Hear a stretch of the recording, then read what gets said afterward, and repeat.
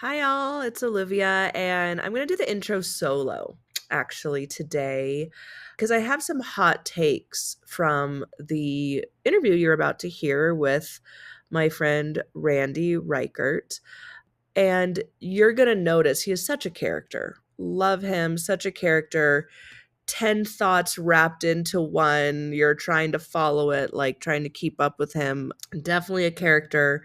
But what's so cool is you will hear his rugged nature, but the fact that he truly, truly understands the importance of resilience and performance. And so cool to have someone with his background, have such a deep understanding of it. I want you to tease out two things, okay? One is something that I actually want to start adopting for yoga for first responders and our protocol and how we teach is a sight picture. And he talks about a sight picture like for shooting, you're kind of giving yourself this lane to shoot the target and have the best accuracy for your goal, the best result for your goal, right? If you keep your sights in line. And when I teach, and I teach my instructors to do this as well, that you're coming with a concept. We don't just start randomly barking out downward facing dogs. Yoga opens up the brain and nervous system for change, neuroplasticity. And I always say, be careful how you're practicing yoga because it's going to start to, be built into your nervous system, to your autonomic subconscious wiring. So come to class when you teach or practice with an intention, with a concept, apply it to the mat. Notice how you can apply things you learn on the yoga mat from yourself or from your teacher out in the world. And I would like to add to that if we call that, we do call it the CAS, concept, application equals skill. So if I take a certain concept and I apply it a certain way, it's going to equal the skill that we're teaching. And the skill that we teach with YFFR is how to process stress, build resilience, and enhance performance. So if you think of that CAS as your sight picture, then you can really be creative and curious within those boundaries. Without those boundaries, you don't know what your goal is. And so then you can't measure your accuracy to that goal. So just think of how, and everything I talk about that we apply on yoga is you can apply in life too. So what is your sight picture for today? What is your sight picture for your yoga mat and your practice? And then the other thing I want you to think of that all of it starts with awareness. And what does yoga teach? Awareness and authenticity, taking our ego desires and turning down the volume on that in order for our true intuitive guidance to lead. Okay. And if you are not necessarily in an official position of leadership or whatever, how can you apply these tenets to your family? And family's on my mind because I'm currently building the family course that we're about to launch just in a couple weeks. So here's some tenets for, leading, but also with real world application, right? Connection versus incentive. Research found the feeling that is personally connected to your work and whatever you do is going to beat any kind of other financial incentive for work, let's say, or any other type of incentive if you want to drive performance. So how can we apply that to our family? A personal connection, maybe to, I'm thinking about kids and their chores, right? Feedback, how we use feedback. So one of the highest impact levers the study saw was that feedback and support comes from removing barriers, providing resources, giving fair feedback, and especially like sort of more in an informal and immediate way. So how you give feedback, right? The ability to give someone their sight picture and allow them to take risks and be creative within that, matching someone with something they enjoy doing. So making sure that everyone's role the right person's in the right role in your family, not necessarily always defaulting to gender roles, for example. Know that you're going to have to approach whatever you do, and especially working with people, with so many different strategies, okay, in order to get people to be excited about, working together as a team. So I want your job to be how you're going to translate these findings to your own culture, public safety, personal, yoga teacher, what adaptations need to be there. So really take it and say, okay, how can I improve my performance and the performance of my family? And by performance, maybe connection or calmness or grounding. So I'd like to introduce you to my friend Randy Richert. He's a retired Air Force colonel, master resiliency instructor for the FBI National Academy, and professional collegiate and high school football coach. He does a few other gigs as a mentor for the youth in East St. Louis. He's an all around volunteer at his church, and he does things like drive a big box truck for food deliveries around Southwest Illinois for food pantries. So he is truly trying to practice what he preaches.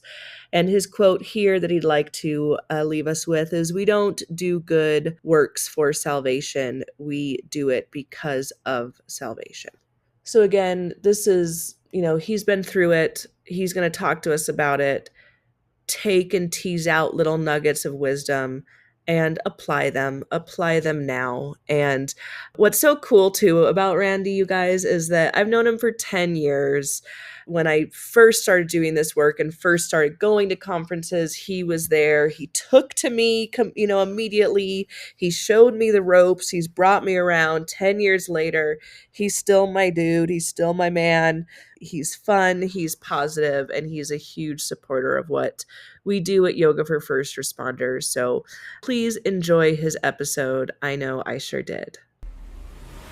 Welcome to Yoga for First Responders on Air, where we break down yoga, neuroscience, resilience, and public safety in a manner that's authentic, educational, and most importantly, entertaining and lighthearted. I'm YFFR's founder, Olivia Mead.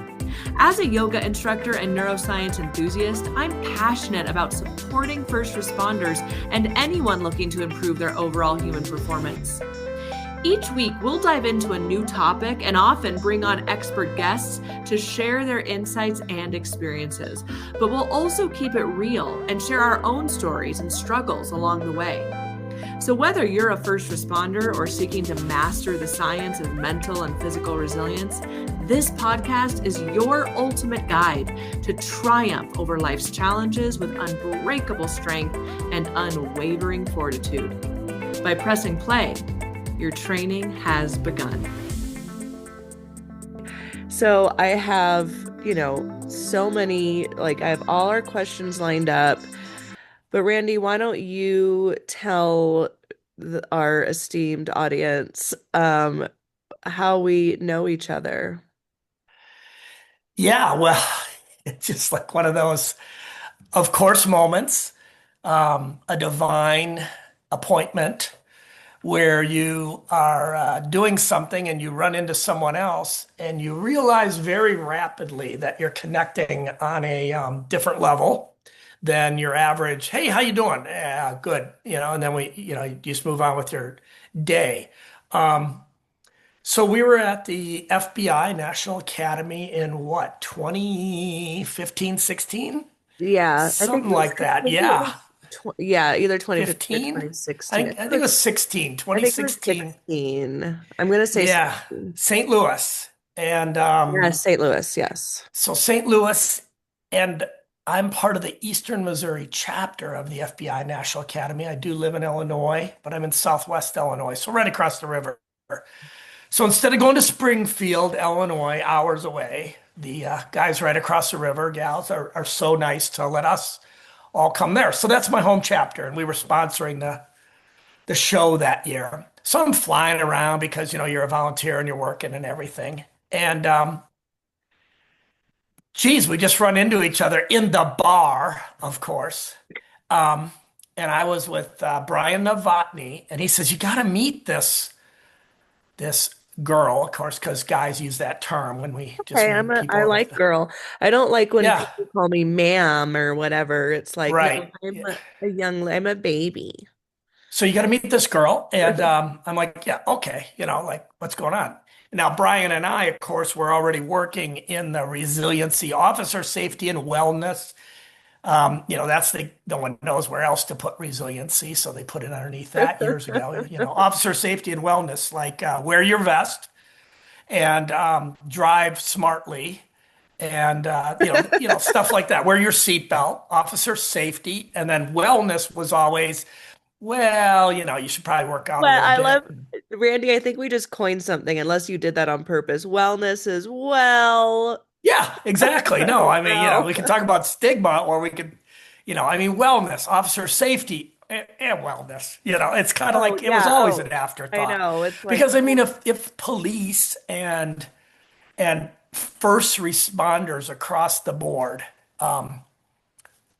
I mean, if the organizations and organizationally really cared, then it would all be mandatory.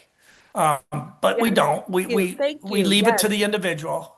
So you have to, you know, when you first apply for a job, you always have to pass some physical standard. But in many organizations, you'll never, ever have to pass a standard again, which Mhm. is why we will see, and okay, it's all the old jokes. So I'm not picking on anything that people don't already know. The more than obese police officer that will get out of a vehicle. And like you look at that and you go, how would that officer really My life. do many of the things you would ask? And then, in your world, more of your world, the firefighter side of it, which, you started out in, it's it's less of a thing because the firefighters, and I was a firefighter as well, the firefighter side of it, they just seem to, I don't know if that's the people they attract, the firefighter calendar. You were kind of talking about it, right? Everybody's a fire. Yeah, I mean, do they attract a different person, or is it such that in the time off that they're at the station, they can work out? I mean, there's probably a ton of psychological and just organizational factors that come into play, but firefighters have a tendency to look better than your police officers who have to work out after hours on their own time, Yeah. which is hard to do. And Again, also I come, overnight shifts, like you're yeah, on the whole time. Now, I don't know. I don't want to get into this too much because even though firefighters are sleeping, I'm sure they're not resting because a call could come in at any moment, right? So, you yeah, know, on edge sleeping, furtive sleeping, I like to call it. yeah, exactly. Military background, you're sleeping with one eye open, hypervigilance. Exactly. So it's not true recovery. Correct, always. I mean, you're not getting into that REM sleep. I just see that I'm probably getting ahead of myself, but Dr. Leah Kaler, who was at Leah the was end, on, she was on our yeah. podcast. Oh, perfect. She did an episode for everyone listening. She's the sleep FBI Yeah, sleep gal. She has a book that we, spread the link for, and I think beautiful. I come to an instructor school too.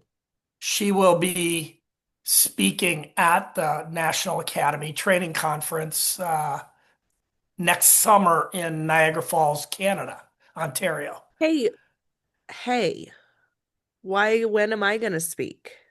Well, I didn't even see a I know, I know. an application put in by you, I and know I sometimes I backdoor it.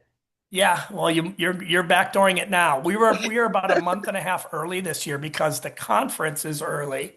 Yeah. So yeah, I'm not gonna let all the cat out of the bag, but I'll be yeah, there regardless though, Randy. Like, yeah, I don't know if I'll be there now. what? Kate and I did not get selected as a Is it, follow-up. is it because I put in such bad reviews about your Probably, yeah, I'm sure that had a lot to do with it. Oh, I mean, if you speak, they listen. So Randy, that's just kind of how it kidding. works. Randy? you need to be there. Please. Well, we'll see. Okay. I Okay. mean, you and I have this every 10-year thing going. So, Well, I want to get back to that because I don't know if you recall this, but we met in the bar. We were in the bar talking in the bar, and you decided to show me how many push-ups you could do. wow, I don't remember that. No, oh, I think I even have But a that's kind picture. of my kind of guy I Yeah. am because um, I'm sure you probably made some kind of comment about, police, military, whatever, firefighter. I don't know. And I am all about performance. So I mean, if yeah, that's my thing. It always has been my thing. It's what brought me into resiliency. So I want to pause that because this is something important that I want people to pick up on. We were just talking about wellness is like, well, necessarily, like, not, it's always this afterthought. And I don't even like being associated with wellness per se because of that stigma. But I think what people need to understand is when we're talking about resilience, it directly impacts performance, you Well, know? of course. How you recover is how you're going to be performing. So I know all the training people want to do, all the sexy stuff, blah blah blah blah. This can be sexy too, okay? You can get your performance up. You can't if you are not making great decisions and your brain isn't working as it should out in the field, it doesn't matter how great you are tactically, because you're not going to be out there doing it for very long. So you have to have that grit trained underneath. So yes, continue. So this is what I really resonate with you about is that your entrance into the resilience world was how it impacts performance. Yeah, I mean, so because of what I did in the military and a full training background, instructor training, you know, hundreds of, I'm not going to say hundreds of thousands, thousands Mm. of military personnel and having access to all kinds of training to go and test it out and try it.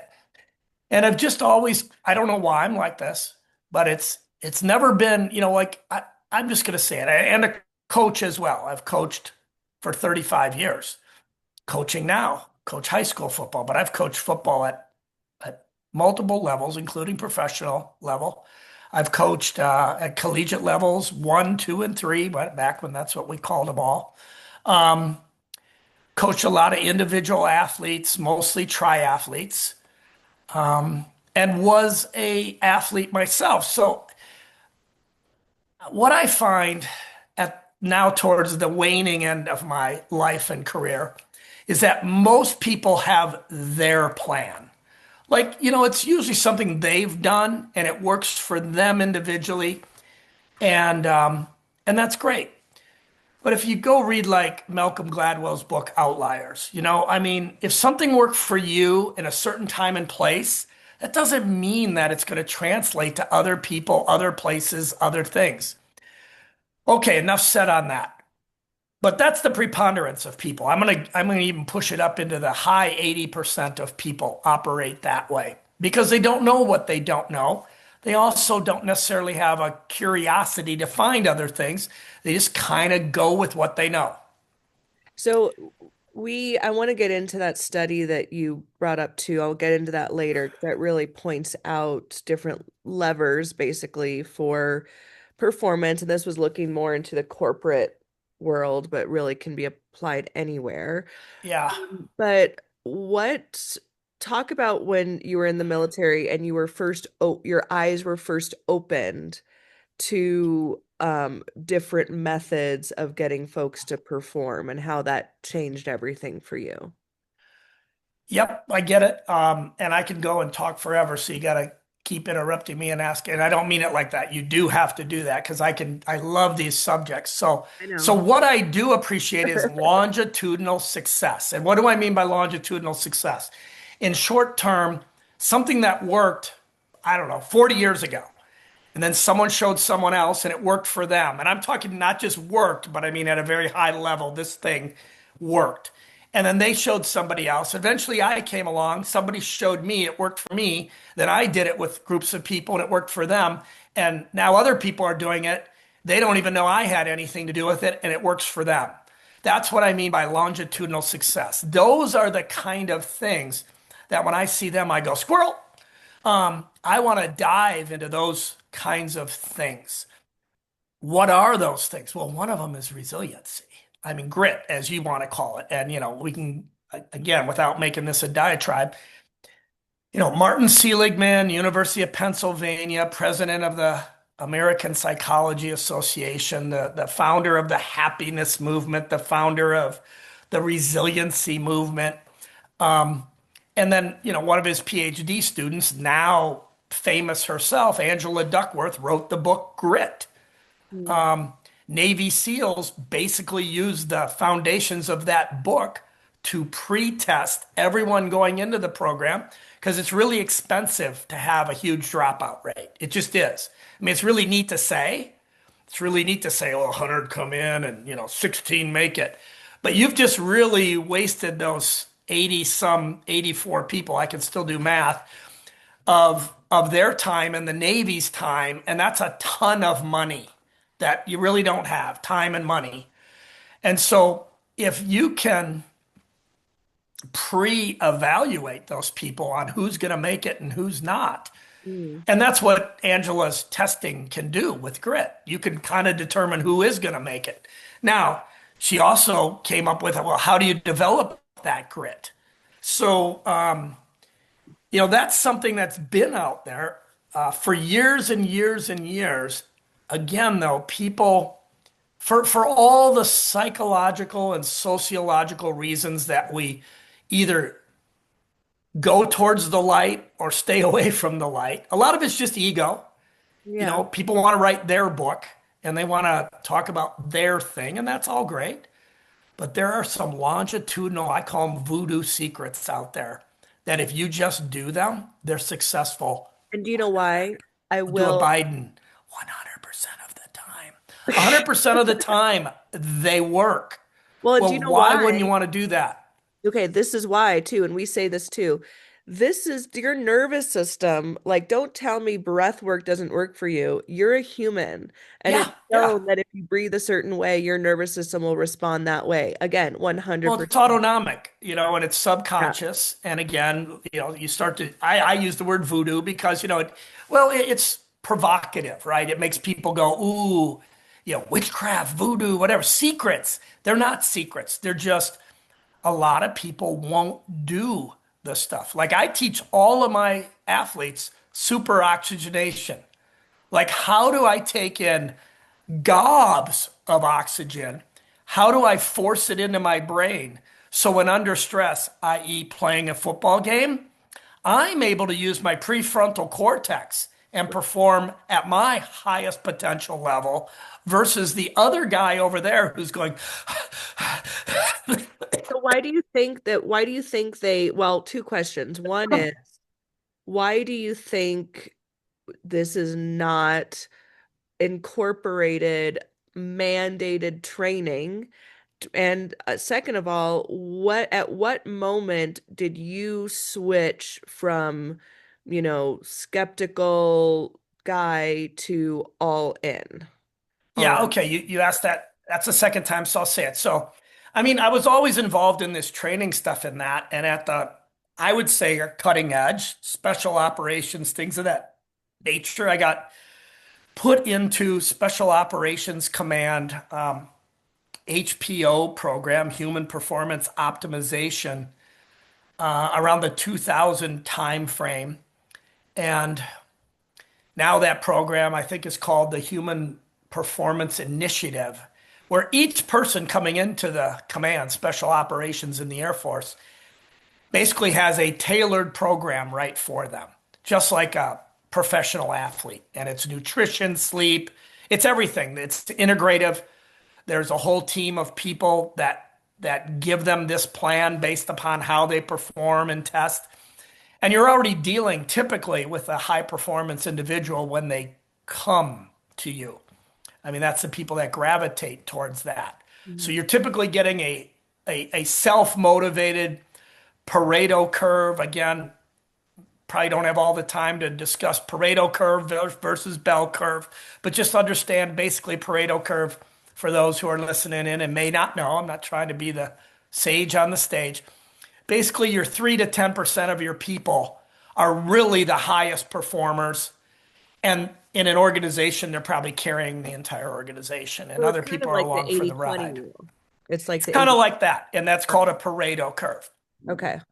So, but a Pareto curve says that it's even a smaller number. So, like Usain Bolt would have been at the highest point. He's a one percenter.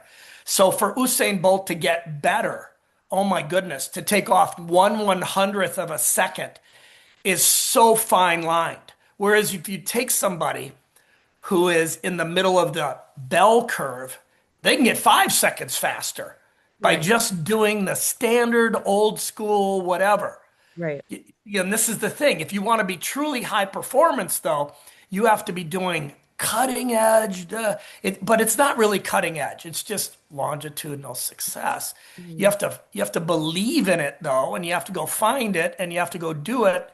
Why isn't it standard operating procedure? Well, for some organizations it is, and they don't want others to know, i.e., Special Operations Command. They're like happy to keep it for themselves and no one else doing it. I mean, when the Soviet Union collapsed and we found out what the Spetsnaz had been doing and how they were training, it scared the shit out of us. I'll say it here. They were literally killing other human beings in training. Well, training another human to kill a human overcomes all kinds of barriers. So they'd take guys out of the gulag and they would fight them and they would give them a chance to win, like give them a weapon and not give a weapon to the Spetsnaz guy. And they go into a sand pit with nothing on but SEAL shorts and only one dude's coming out. But training somebody at that high level, we could never do that. We have ethics, so we could never do that. So we had to come up with ways of overcoming that. And so we started studying fright, flight, and freeze. And how do you create that? Because that's what breaks, the freeze portion slows humans down. But not how do you just overcome that, but how do you control that and turn it towards your favor? Mhm. Simplest way we did it, Navy SEAL swimming, lots of swimming. Air Force Special Operations Command, lots of swimming. I was a swimming instructor with them. So we started covering up the pool except for the one end, and you got to swim underwater down to the end and back. And the pool is completely covered. You can't get up out of it.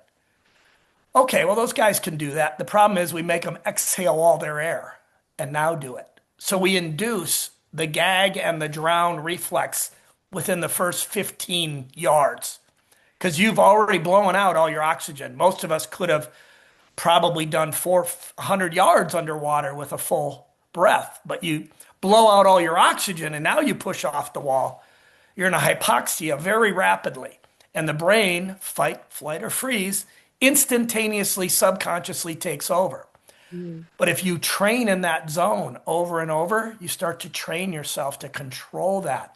Imagine taking control of, everybody's always said, right? I don't know if it's true or not. Oh, you only use 7% of your brain. But what if I could learn to control the other 93%? Or the autonomic subconscious part of my brain where all the endorphin is, where all the strength is, where all the Superman is. And I could learn to control that.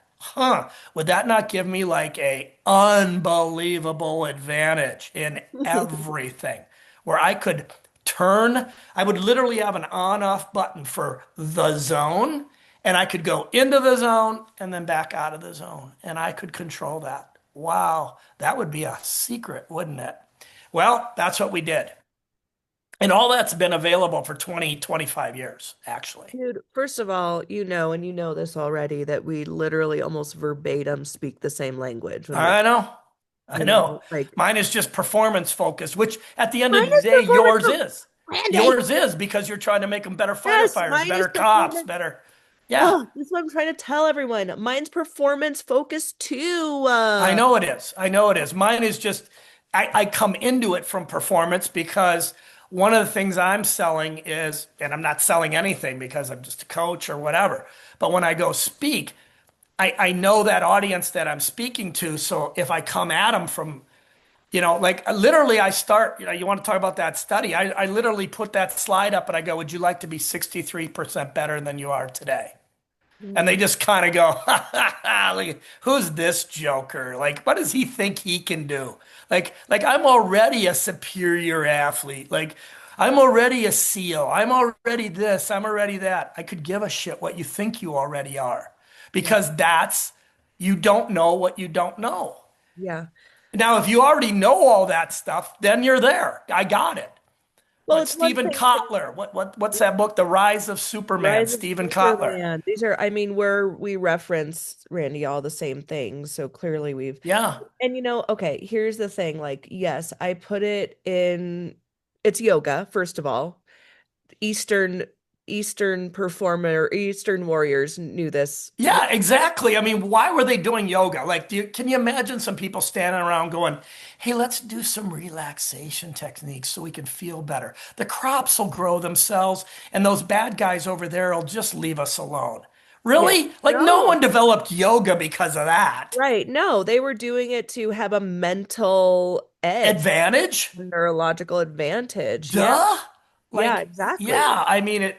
And so, Oh, it's so, but of course, once the Beverly Hills crowd discovered yoga pants, like I like yoga too, right? do Randy, do you Yeah. know that that's why, like, I did what, like, I created YFFR, the spark. Well, the spark was when I lived in New York City during 9/11, but anyway, that's a whole different podcast. But I was teaching at in Beverly Hills, literally Beverly Hills, hot studio. They cared more about literally my outfit, like, but when I mean they, I mean like the studio owners, than Oh yeah, like what how I you was. looked, because they're just trying to make money off of something. Right. And And if yoga. that fills a niche to do that, then they're going to do it. Right. Yoga, and like the owners of the studio weren't yogis. They just knew that yoga would make money or, whatever. So by the way, I have this my puppy here and Yeah. she's driving me crazy, but I I always can't believe my cat, usually when I'm doing podcasts like this, my cat is right here and he yes, has like to touch buttons and he has to do, well, and and he was right here on the window. I always talk Um, about my dog like the mind being like a puppy and that you have to give it a chew toy, you have to give it something to focus on. oh yeah, amen. Literally a live demonstration of that. But so with yoga, like, okay, we're talking about performance and people kind of not we're speaking the same language, Randy, but then people associate me with more wellness or more recovery or whatever, which is part of it, which is also part of performance. But I think it's because of the word yoga, which I am not taking out because this is what yoga It's is. There's Sorry. always going to be a stigma. Yeah. And I'm not going to name it something cool like tactical movement for performance. Like shut up, just like, whatever. Right. And then also just maybe my background or this or that versus your background. Obviously, we're gonna present differently but regardless, we're speaking the same language. Okay. And let's say people do know it because Randy, they will nod their heads in our presentations. Yes, wow, blah, blah, blah. Then they don't do it. Yeah. Well, therein lies part of the, and you asked me, why don't people, push it, do it, whatever. I mean, there's a lot of things in life and the way humans are. In the West, in general, I'm just going to use the term, gosh, it's so pejorative, but it's laziness at the end of the day. Oh It, yeah. it is a, it is a almost American to say, if I know something, that means I'm smart enough to get the results from it in 3 seconds. Like Yeah. you should just be able to think it into existence. I mean, we have whole churches doing that now. The Yeah. Joel Osteen, what a prosperity thing, if I just pray to God the right way, then I'm prosperous. and Yeah. then they find $600,000 hidden in the wall of your bathroom in your church. How crazy is that? But I digress, and Joel can do whatever he wants. The problem is Joel has to have a huge following cult of people that actually believe that. And how do we get like that in America? Well, it is prosperity. Yeah. When you're prosperous, when you're able to go from success to success, you start to believe in certain systems and things as if we call it entitlement, where people are entitled to something. So I just have to think it into existence. And people don't even think to it as far as that. They just believe it. It's just something they believe. Well, there's always going to be work involved. Oh, yes. And Yeah. so if you don't do the work, you can't get the results. And You also, can't just show up. no. Also the word work, like I want to even I wish we could even reframe that because I think when people hear the word work, they think hard work or time or boring or whatever. And by work, it's like the steps, the protocol. That's what we're Yeah. talking. Yeah, yeah, you are. And those are good words. And we're all tainted by our experience. I always say this, you can't escape your genetics or your experience. You can, and now when I say you can't escape them, but if you're aware of them, you can do counter things. So because of my experience, pretty much growing up as a football player in the late 70s, early 80s, and then coaching all through up till now, and then joining the military and being on sort of the harder end side of that. Well, I approach it from, I just use the term embrace the suck. Yeah, There yeah. is a process, and there are going to be parts and parcel of it that you're going to have to do if you want to get the prize at the end. Yeah. And some of that you can put whatever pretty bow on that pig you want, show it at the fair, but it's still a pig. And if you aren't going to go through the process, like Ronnie Coleman, you could say anything you want about him, multiple, Arnold Schwarzenegger, multiple Mr. Olympias. Okay. And they all self-admit that they took steroids, got it. But they didn't sit around on the corner going, oh, I'll pop a steroid and drink some water and I'll be Mr. Olympia. Are you kidding me? They lived in the gym because that's what it took for that thing. And Mhm. I'm not saying that that's what you would need to do to embrace these kind of ideas and things. But you do have to spend the mental time and effort to do it.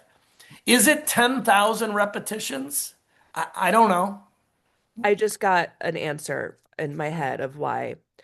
Because unlike the gym, where it's lifting something heavy and it is hard and it also appears hard, right? Checks all those boxes. I'm doing the hard thing. The hardest thing, which is why this is probably what we're talking about, the hardest thing to do, is you have to hold up a mirror to who you are. Oh my goodness, yes. That's It, the it work. That's the well, yeah, and that's resilience, isn't it? I mean, at the heart of resilience training, many of us, when we're sitting around after classes and stuff, and we do a resilience class for 3 days somewhere for some police agency, and we always bring along a therapist because as part of the training, what really happens is somebody ends up, not every time, but most times, somebody ends up, that mirror it might be the first time they truly look at that yeah. and they go, holy crap. And now they come to a realization, or we do, hey, you need some therapy like today, right now, Yeah. groundwork or whatever, your anxiety attack or whatever, because you've come to the realization, wow, my ladder of success is leaned against the wrong building, is the way I like to put it. You Yeah. might remember the first slide we showed at the FBI training conference this year was that. I mean, when you get to the top of your ladder of success, is it leaned against the correct building? And if you find out that it isn't, well, the sooner you find that out, the more you can adjust the ladder. But if you're at the end, whoo, there isn't a lot of stuff you can do. But Yeah. whenever somebody has those epiphanies, they're usually very powerful. But you can use Well, that energy to change. and here's the thing is people avoid this kind of work because not wanting to be exposed like that. But here's the thing. Love the word exposed. Yeah. When you're out doing your job and in that state, that's when mistakes are made. That's Oh, when, uh-huh. you know, that's Timothy Failure. yeah, that's Mistakes were made. right. If you've That ever seen those books, Timothy Failure. I had a brother named Timothy. So if you haven't ever heard of Timothy Failure, okay. go and find the books because they are flippin' hilarious. Okay. But I I will. always used them because I had a brother named Tim. And Timothy Failure never, that's his name, but he never blames himself. But he always liked the phrase, oh, Yeah. mistakes were made. Yeah. Yeah, but seriously, that's the Yeah. thing. And so by when we're asking one to do this work, which shows a mirror, it is not to expose weaknesses that, like in a shame way. It's actually to bring you closer to your authenticity, to bring you closer to your strength, to strengthen your strengths, to make you have a stronger shield towards future incoming stress and challenges that are guaranteed, right? This is the problem is we are not built for the shit that you see in the military and in public safety. Like that's not how No, humans were built. no human. That's why, yeah, that's why after the fact, the people that have seen the SHIT have a tendency to build more facades and more walls to protect themselves. Instead of using military or firefighters who see and police who see crap all the time, yes, just think about a person who works in an emergency room. Humans are not built to have to deal with that kind of carnage on a regular basis. No. Because at the end of the day, when the police and the firefighter are done with whatever they're doing, they've handed it off to the medics Yeah. who now are dealing with that for the next however long. They're the final ones. Yes. And the same thing I always say goes for two other cohorts of people: 911 dispatchers and corrections workers. Yeah. Humans aren't built to have to deal with that. 911 people, they have to fill in the blank all the time. And because Brene Brown talks about, we're negative by birth, Yeah, negative as a for the trauma. protection mechanism. Yeah. So we have a tendency to fill in the blanks with negative stuff. So Yeah. imagine being a 911 who never knows the outcome of anything really. So they fill in the blank negatively all day long, and then they go home at night, or if they work at night, they go home and during the day, get no good REM sleep and get packed up and You know what build it's some like? coffee and do it all over again. The reason that I think that we collectively, cities, whatever, budgets are not at training sustainability and longevity is because it doesn't matter to them for the job they have. The job they have is those dispatch, that the 911 calls get taken, right? Yeah, That's the job of the city who's employing, people to man those phones. So just like a computer or a phone or whatever, it gets run down, doesn't work anymore. What do? You upgrade to a new phone. yeah. So, oh, that Just hire dispatcher, new people. yeah, let's hire new people. Honestly, it is not, this is why I think like you started off by saying we leave it to the individual because it's just at the end of the day, it's not about the person, I think. It's not their job Has isn't it ever been? right. The organization has always been the most important thing. That's why organizations that do focus on a person's potential and agenda at times can be the highest performing organizations you've ever seen. Yeah. Um, yes.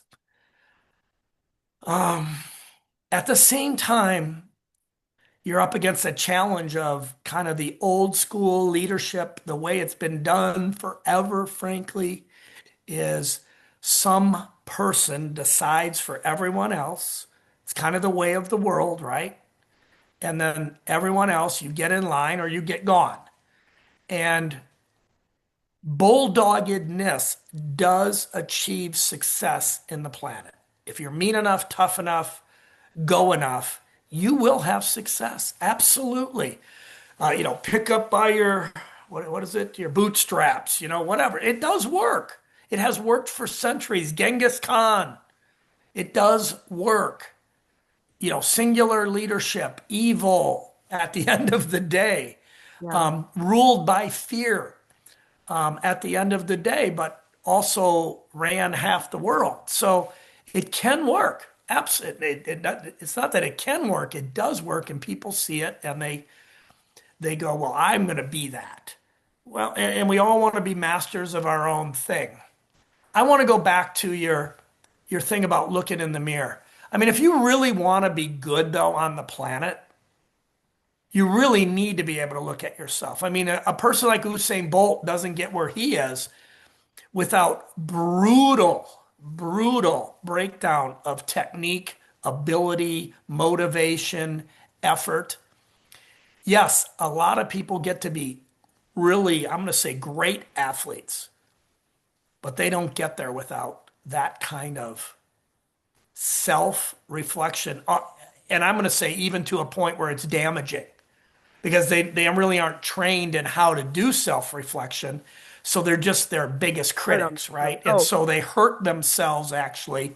The yeah. ones that super achieve and don't injury out, either mentally or physically, are the ones that have learned. And it's why we have sports psychologists. Yeah. And that's basically the same thing that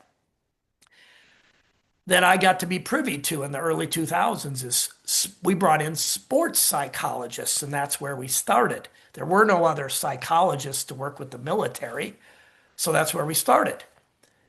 And it was a lot of it was sitting around and just talking because that's what therapists do. And they're listening and they're hearing what you're saying, and then they're offering opportunities to try things different. And then it comes down to what are you as a human? Are you I'm blessed in one sense that my top two strengths characteristics are curiosity and creativity. Mm. Okay, squirrel. And then I go figure out how to fix that. But if you're not a curious person, how do you make yourself curious? Like many of us are guarded.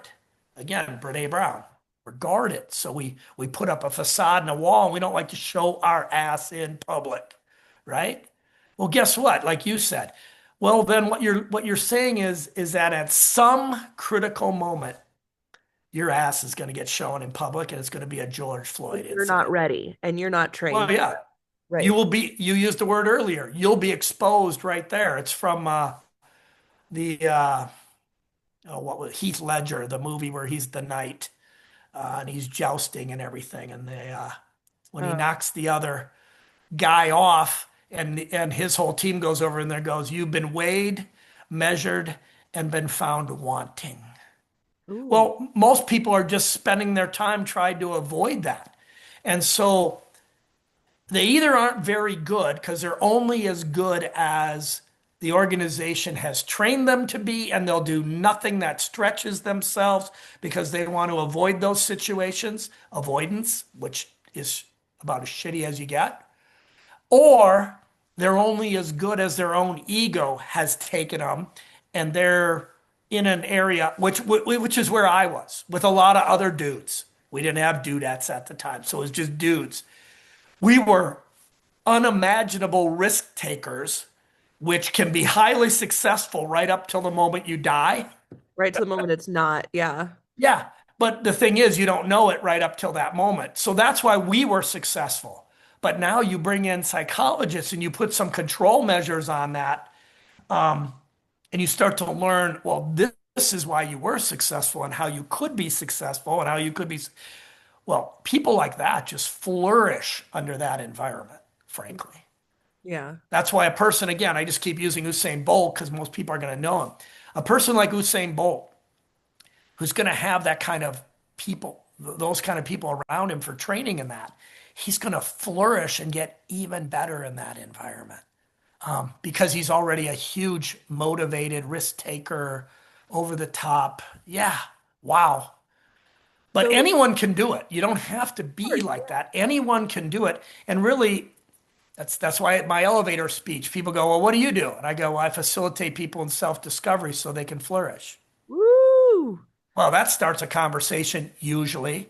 Well, Well, and, all and I do is show people what their own potential is and then facilitate them through that self-exposure window that you're talking about so that they can realize that full potential. I we have have to do it trained fast. some phenomenal athletes, but that's right where they were. They were at a point that they were at a plateau. All their stuff took them to that point. Literally, I walked in, all I did, and you, oh, Randy, pat yourself on the back, you're so good. No, I just knew the voodoo. And there were two guys I had in Canada, linebackers at a university, and they were both great athletes. Phenomenal, you could say. And I walked in and I said, look, fellas, we don't have a lot of time. I walked in on the 4th of August. The season started on the 7th. There's no relational time there. There's no anything. I was a late hire, one season, fifth year senior, fourth year senior. They both said they want to go to the CFL or the NFL. And I'm like, okay, boys, do exactly as I say.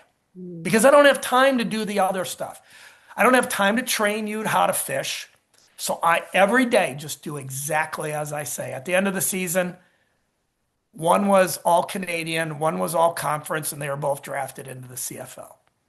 And Okay. you don't have time to convince them to do the fucking No, training. but what they had was belief. Right. Like I showed them some stuff and I said, okay, here's the resume, not made it up. You can go look it up. Here's some other things I've done. We've got a very small window. You have a great opportunity because you do have, without the genetics, none of this works. You Mm. do have the genetics. So I'm just going to open up the psychological side of it. And the thing is, you're again going back to that study, 2002, this was out there. As simple things like how you talk to people. You don't say the word but. Everybody's waiting for the word but, and everything that comes after the word but stinks, right? I mean, it's ass. It stinks. So, we've taught people how to do performance evaluations, sandwich method. Olivia, that stuff you did on March 1st, that was really great. Da, da, da. What word are you waiting to hear? But But then I'm going to give you all the shit you're doing wrong. And then at the end, I'm going to go, Olivia, we really enjoy you here. I made you a sandwich with the yeah. bread on each end, really nice. And in the middle, I gave you all the meat, which was how shitty you are. At least that's what you heard. Yeah. Because Brene Brown, 80% of what you believe is negative about yourself. Again, this is all subconscious. It'd be great if we weren't like that, but we are.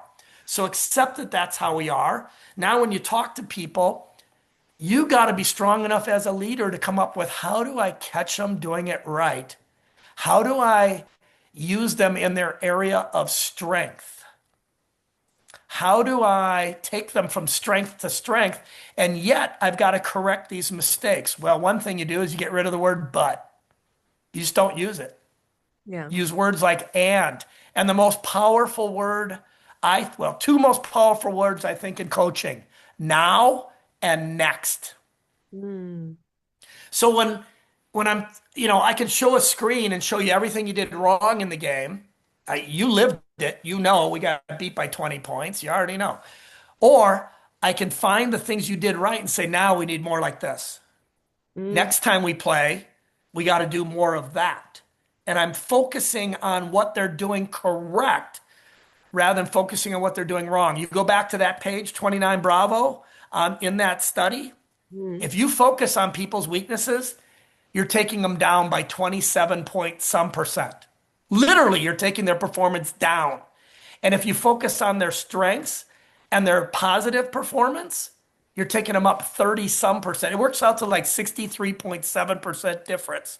So if all I have to do is flip my coaching and the words I use and how I do it, now I, as the leader, all I got to do is be strong enough to get over my own shit, my own weakness, my own ego of being upset that they're doing it wrong. Yeah. You know what? Now, I actually love that now and next because it's very like there's so much parallel with yoga philosophy. It's very present moment, you know. It's very Well, present therapists moment. use it. Yeah, You know, it's it's very where staying you're out of the can't and staying in the can. Don't use negative words. Oh, I can't do this. We can't do this. We won't. We just don't use any of those words. yeah. Just use words. We will. We are. And Are what is a great word. We are doing this and it forces you instead to of even we find will. We right. are. It forces you to find a more creative way to Oh, hell yeah. And your language, you have to think about it. Because right. but now there is still a place for but. It's contrasting. You know, you don't excuse me, you don't eliminate it from your language. You just understand the use of the word but. So there's times when I want to use the word but when I want to contrast between two things. There's this, that, that, that, but then there's this. That's fine. We're talking about how you use it when you're talking to humans and talking about their performance. And I wish I did this better in my own family, but I don't. See, So but I speaking don't. of that, See, I'm negative to myself. so speaking of that, I want to get into the study and list these things that it talks about because they are quite simple adjustments you can do. You just Ho, have ho, to have the ho. awareness. And what teaches you awareness? Yoga. But before we and before we get into that, um, so Randy, you said yeah, you don't even do this with your own family. When you got the mirror lifted in front of you and you decided to look at it, what did you discover? Um, I think one of the big self-discoveries was I I I saw it as opportunity. I saw it as being where I was now and where do I want to be? Who I am now and who do I want to be? Mhm. Yes, putting the mirror against you. If you're going to play Brene Brown and you're going to be negative, yep, and I'm still negative on myself. I absolutely, it's subconscious. Um, and I'm hard on myself and I push on myself. Now I understand what I'm doing though. And so my response to that is I say the word next, or in my brain, I go, okay, what are we doing about that? Mhm. Rather than, so post traumatic, I guess it'd be this way for, I don't know which way you're looking at me. Post traumatic, you know, stress, which is normal, but if you keep going there, it's post traumatic stress disorder or post traumatic growth.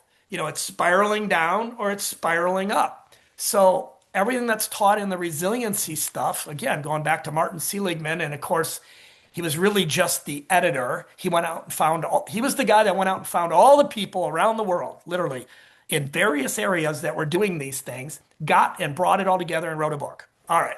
And since then, it's been refined multiple times and got it. But he's kind of the guru, if you say there is.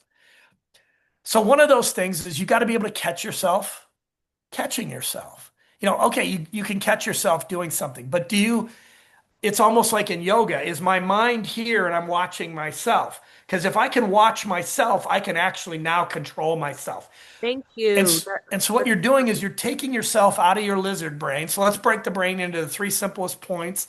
All the neurologists that might be listening right now are scoffing, but I got my lizard Tons of brain. neurologists in our audience. Our fan base Yes, is basically yes. neurologists. So I call it the lizard brain, which is our autonomic, old brain, amygdala. Survival, yeah. Yeah, a fight or flight or freeze. And I always draw a picture of that lizard with the big fan coming out to the side and he's running across the water, right? That's your lizard. There is no thinking. If the lizard would think, it would sink. So it doesn't think, it just goes. That's all it does. You don't even have to do anything. It'll You just happen. have to be alive. If you're alive, the lizard is going to run. Second part of the brain, I'm going to call it the middle brain, not all true, but the puppy brain. Your emotions, your memories, things of that nature. A mammal brain. I just call it the puppy brain for simplicity. Up front, prefrontal cortex. Human executive function separates us from the animal kingdom. Like a deer doesn't know it's alive, it's not sentient, but we do. Here's the problem: the back lizard can handle 40 million pieces of data per second. That's what it takes to keep you alive. Reaction, reflexive, everything, breathing, heart rate, autonomic system, central nervous system, dorsal, everything. Then your prefrontal cortex can handle about 40, and it can't really handle 40 at any given time. But I mean, like 40 things can be going on in your prefrontal cortex. So what wins every time? Well, to stay alive, God manufactured us with the back brain, the animal kingdom brain, which keeps you alive.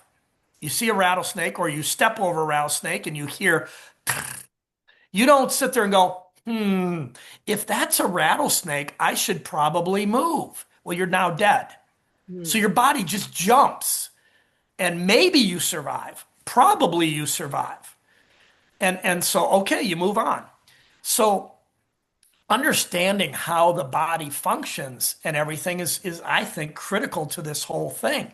And once you understand, again, now you can get the prejudices out of it. You can get the self-exposure out of it because really all you're doing is you get the boogeyman out of the box. Like, I don't like it when this happens, so now I'm going to avoid it. Mhm. Okay, well, again, I'll show you these. I mean, that's a, it's hard to, got to read it backwards, right? Mm. That's a BI for best interests, and that's an NH, okay, for not helpful, okay? Your lizard brain has your best interests in mind, but it's not very helpful. And I Yeah. have that on me because that's bilateral stimulation, EMDR. Like I do EMDR on myself often because a man's got to know his own limitations. Clint Eastwood, Magnum Force. So, see how squirrel I am? No, you're not squirrel. You are pulling from an array, a If vast you know, of information. You have a library in your head. yeah, if you know why you're doing stuff and you can catch yourself, now you can stop the stupid shit. Or you can stop that has my best interest, but right now that's not really helpful. Because here's the problem is that, and this is all the stuff the psychologists, this is why I hang out with Kate, because Dr. Kate has all of this kind of information. Or Dr. Genovese, from the old Acadia, the former chief medical officer, he is a neurologist. He's a neuropsychologist and a doctor of law. And we used to joke that on Saturdays he flies for NASA.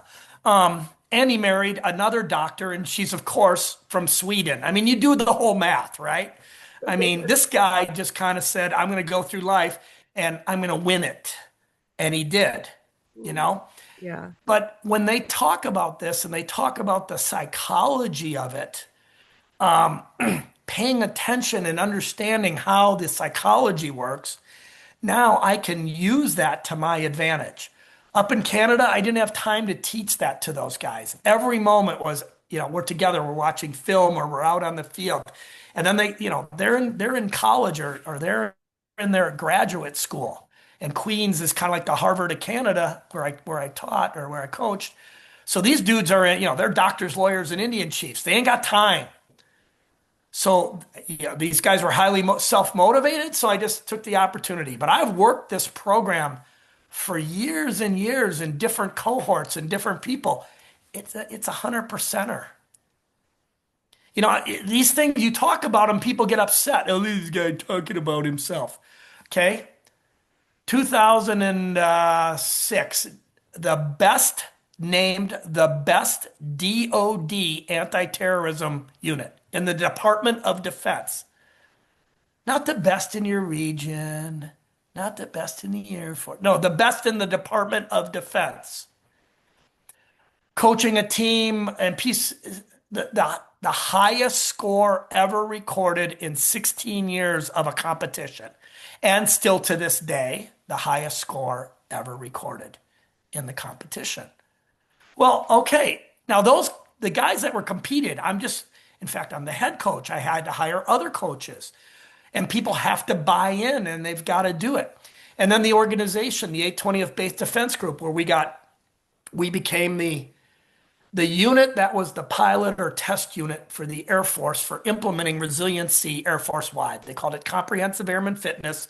My new boss, who was, I've told you this and kind of in my pre-interview, and that was Chuck Horner, who was Norman Schwarzkopf's Joint Forces Air Component Commander, wrote a book with Tom Clancy called Every Man a Tiger. His son, John Horner, Horn Dog, General Horner is my boss.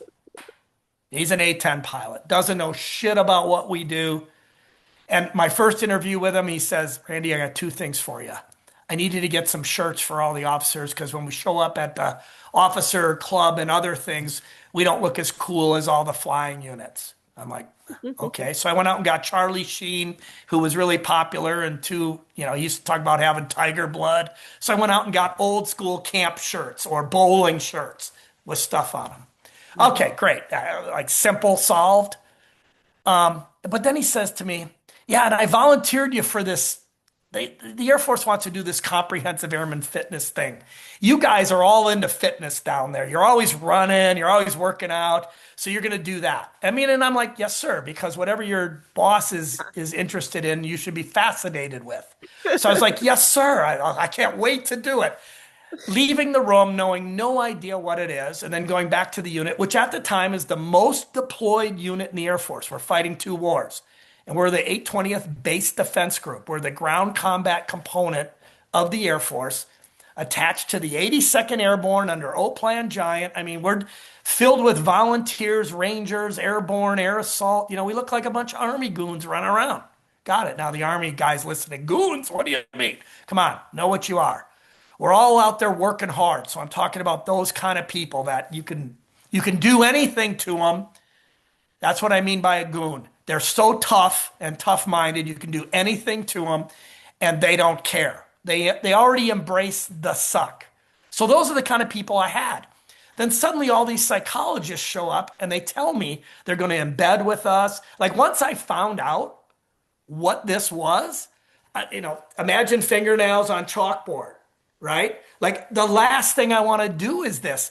I'm trying to deploy people out the window to combat zones. We're fighting two wars and we're training and, I'm trying to not get people killed. And now, a bunch of, I'm going to say it like yoga. A bunch of psychologists show up and they're going to tell us and fix us, and I'm going, you got to effing be kidding me. But I'm the leader. So I embrace the suck. I sign up for the first class. And on day one, I see that damn slide that says 63% performance. And I look it up down below where the annotations are. And that night, I go look that study up. And as I'm reading the study, I'm going, oh my God, you got to be kidding me. So the next day, I come in, I just go grab the psychologist and I go, talk to me about this. Well, it wasn't really a big part of their program, but it was the part, like you kind of asked me, like I had a super epiphany right there. Okay. Yeah. And I said, okay, well, I'm going to play your silly game. I'm going to embrace everything you say. And as the leader of this organization, remember the kind of people I had, and I can force a lot of things. Let's call it what it is. I can force a lot of things on that kind of group of people. And I said, hey, we're going to embrace this whole program. We're going to inculcate it across the unit. Boom, boom. Now, they did a longitudinal study on us, 18 months long. 18 months later, we are better at everything. With a cohort of people. So I'm just going to give you the PT scores, just the PT, physical training, because it's so easy to remember. Prior to the training, our unit scored 48 point some percent of our people scored excellent on the Air Force PT test. The Air Force average was 24 point something. So we were double the Air Force cohort. All right. So that's the kind of people we're dealing with already. You can't really do this with statistics, but we're twice as good essentially as your average Air Force person. 18 months later, 84% of our people were scoring excellent on the Air Force PT test. All right. So I know people are now going to be like, well, tell me what this is. So do you want me to quick list kind of some this and then we can like tease a little bit Sure. out? Okay. You know what I would do is I'd put the study out there. It's Oh, free and whatever. we Have will. people read it. But It'll be in my our show notes. goodness, the It'll be in our show simple notes. change your language. Okay. Change your language. So let's go through this real quick. Okay. And You then go. You take go and down. I'll go. Okay. Motivating basically, and again, I'm obviously paraphrasing. But motivation comes from authentic connection to what you're doing versus random incentives, Yeah, right? you have to believe in what you're doing, and it can't Yeah. just be that crazy kind of belief that this is my thing. So Yeah. I've got them written down right here because they go everywhere with me. And this little sticker, I'm not going to pull it off because it hardly sticks anymore, but you can see it, little yellow sticky, one Yes. even behind it that I flip over. Great. These little notes have gone with me for the last 15 years, and they say authenticity, transparency, and vulnerability. And then I added accountability. But be authentic, be transparent, and be vulnerable. Hey, before we go, I want to remind you that training your mental and physical health is incredibly important, especially for those working in high stress jobs like first responders. And if you're interested in learning more about yoga for first responders, visit yogaforfirstresponders.org for our on-demand training app, online course platform, in-person training, and more. Like this podcast, subscribe, and give us a great review. We are so happy to have you part of the YFFR mission.